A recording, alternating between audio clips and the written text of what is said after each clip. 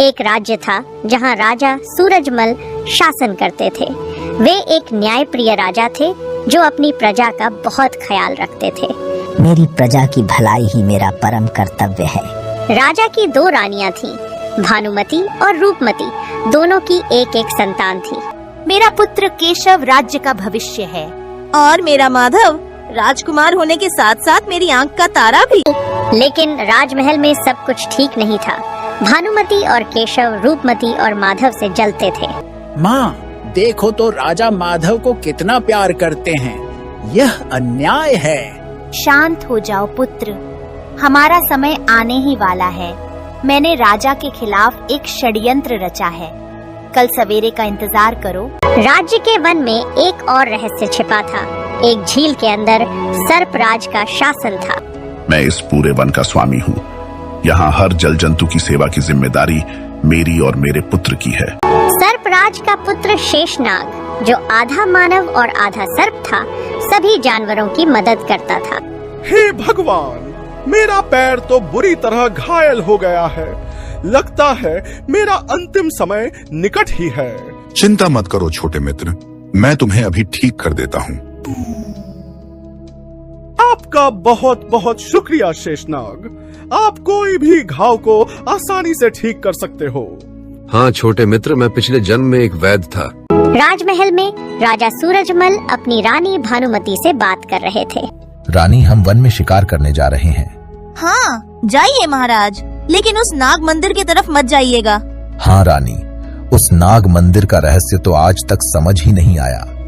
हमारे पूर्वज कई सालों पहले इसकी कहानियां सुनाया करते थे, पर समय के साथ सब अफवाहों में परिवर्तित हो गई। उस जगह विषैले सर्प का राज है। आपकी माँ ने मुझे कहा था कि उनकी सुनी कहानी के अनुसार उस जगह कुछ ऐसा घटा था कि उस जगह की मिट्टी भी विषैली हो चुकी थी। जो भी वहाँ जाता उसकी तत्काल मृत्यु हो जाती थी। आप चिंता न करें रानी, मैं उस जगह नहीं जाऊंगा। इसलिए ही तो मैं अपने साथ जंगल का नक्शा लेकर जाता हूँ, जिससे मुझे दिशा का पता रहे। तभी महामंत्री और रानी बात करते हुए, आज राजा वन में शिकार करने जाएंगे। आप एक काम करो, जब वो आपसे नक्शा मांगे तो उन्हें यह नक्शा दे देना। इस नक्शे में मैंने दिशा का हेर फेर कर दिया है। इस नक्शे को देखकर राजा उस नाग मंदिर तक पहुंच जाएंगे। ठीक है रानी। महामंत्री जी, हमें नक्शा दीजिए। हम वन में शिकार करने जा रहे हैं। ये लीजिए महाराज आपका नक्शा। धन्यवाद महामंत्री। राजा वन में शिकार करने गया। उस नाग मंदिर तक पहुंच गए, जहां एक तपस्वी ध्यान में लीन थे, लेकिन उनकी आंखें खुली हुई थीं। हे भगवान, मैं यहाँ कैसे पहुँच गया? मुझे रानी ने मना भी किया था। अच्छा यही होगा कि मैं यहाँ से वापस लौट जाऊं। राजा ऐसा सोचकर वापस मुड़ने ही वाला था, तभी वहाँ शेषनाग आ पहुँचा। चलो, आखिरकार वो दिन आ ही गया। आज के दिन का इंतजार तो मैं कई 100 सालों से कर रहा था। हे भगवान, ये कैसा प्राणी है? मैंने ऐसा जीव आज तक नहीं देखा, आधा सांप और आधा मानव। शेषनाग उन साधु बाबा को डसने ही वाला था, तभी राजा ने तीर चला दिया। राजा का तीर लगने से शेषनाग की मृत्यु हो गई। शेषनाग की मृत्यु के बाद उस जगह सर्पराज प्रकट हुए। हे दुष्ट राजा, तूने मेरे मासूम निर्दोष बेटे की हत्या कर बहुत बड़ा पाप किया है। इसकी सजा तो तुझे मिलनी ही चाहिए। आपका बेटा निर्दोष नहीं, बल्कि एक तपस्वी बाबा की हत्या करने जा रहा था। बाबा कुछ बोलिए ना। बाबा कुछ नहीं बोले, बस आंख खोलकर राजा की ओर देख रहे थे। मैं तुम्हें पत्थर का बनाता हूँ राजन, यही तुम्हारी सजा है। और इस प्रकार एक रहस्यमय घटना ने राजा सूरजमल के जीवन को हमेशा के लिए बदल दिया। राजा 1 हफ्ते से लापता थे। इस बात को लेकर महल में भूचाल आ गया। महामंत्री जी, राजा को गए हुए कई दिन हो गए हैं। मुझे बहुत चिंता हो रही है। महारानी जी, आप निश्चिंत रहें। हमने सैनिकों को चारों ओर भेजा है। वे राजा की खोज में लगे हुए हैं। बहन, राजा तो अक्सर शिकार पर जाते रहते हैं। वे जल्द ही लौट आएंगे। माताजी पिताजी कभी इतने दिनों तक बिना सूचना दिए नहीं रहे। कुछ तो गड़बड़ है।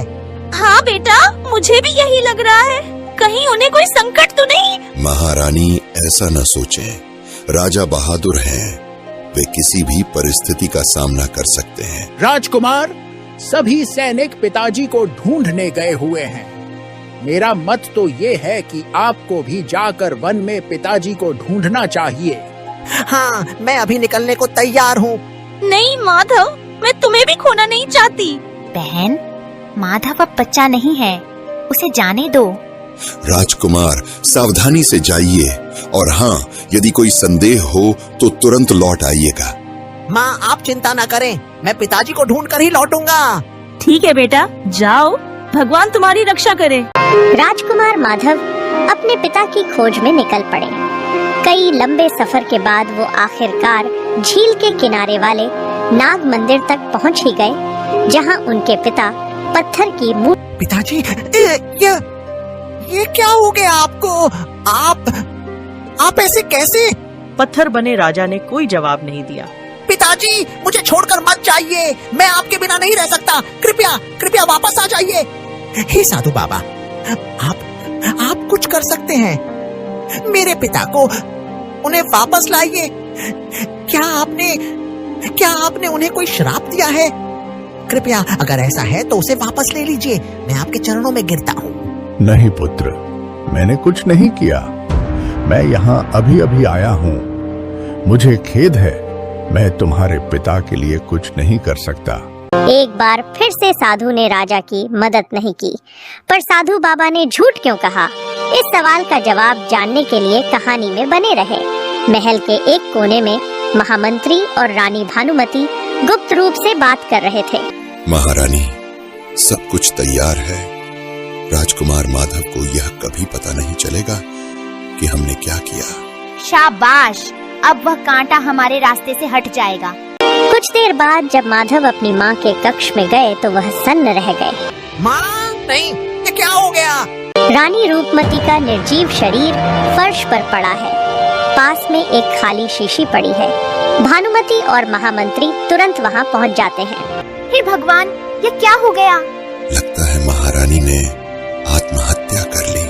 माँ, आपने ऐसा क्यों किया? मुझे अकेला छोड़कर क्यों चली गईं? हमें इस बात को गुप्त रखना होगा।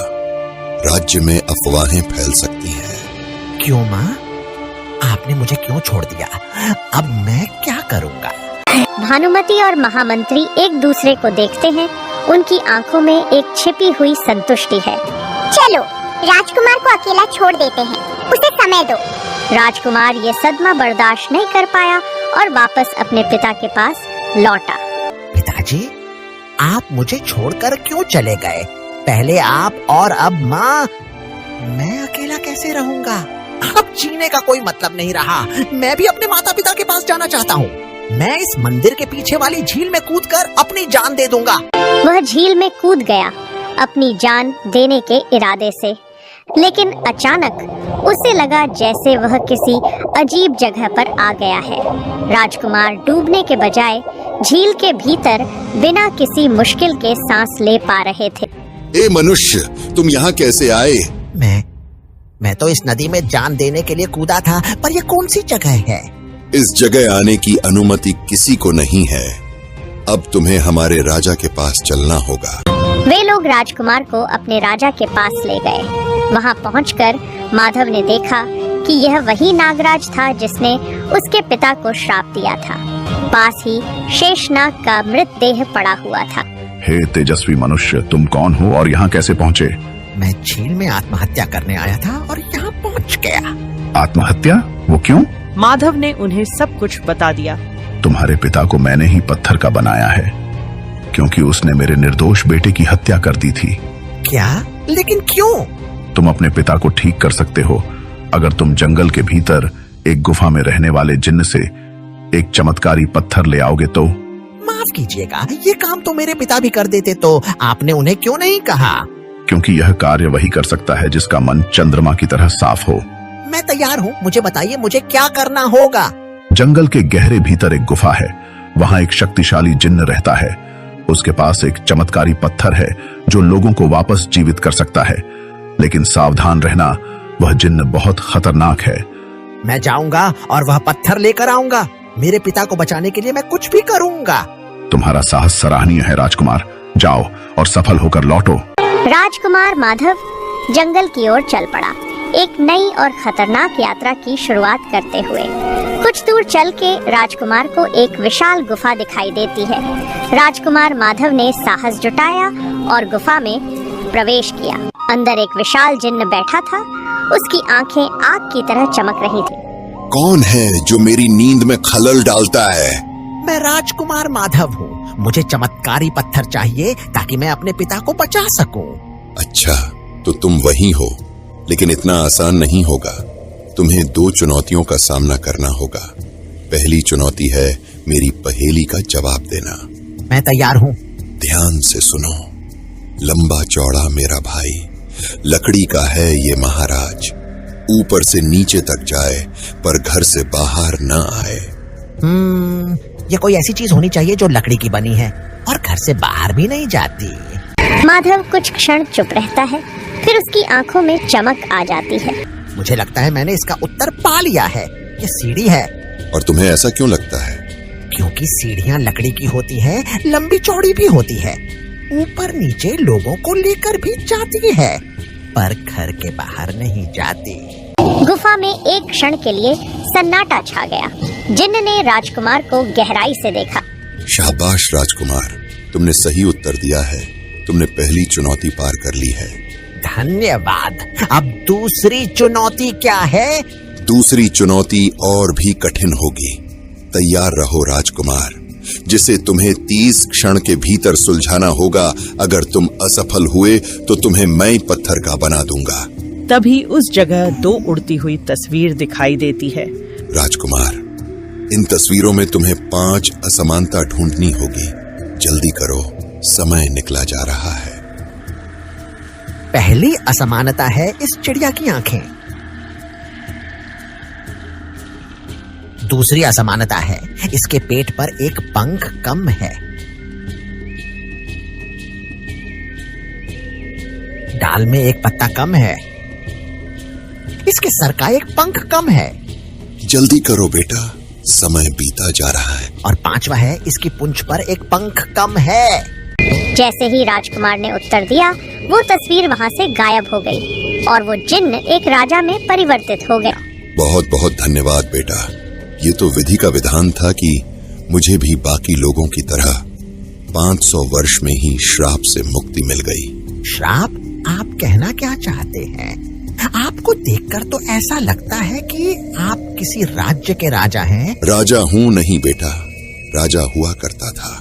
तुम्हें सब कुछ समझ आ जाएगा। बस ये मणि लेकर शीघ्र ही नाग मंदिर जाओ, वहाँ तुम्हें सब ज्ञात हो जाएगा। ठीक है। राजकुमार माधव उस पत्थर को लेकर नाग मंदिर पहुंचा, जहां सभी मौजूद थे।